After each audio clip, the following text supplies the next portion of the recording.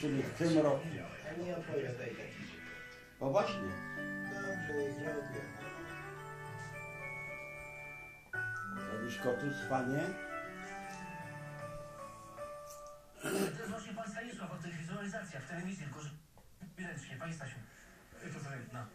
Super smartfon w mocno obniżonej cenie. Wow, a pan obniżkę też by pan miał? Dołączenie, kolektor postawił.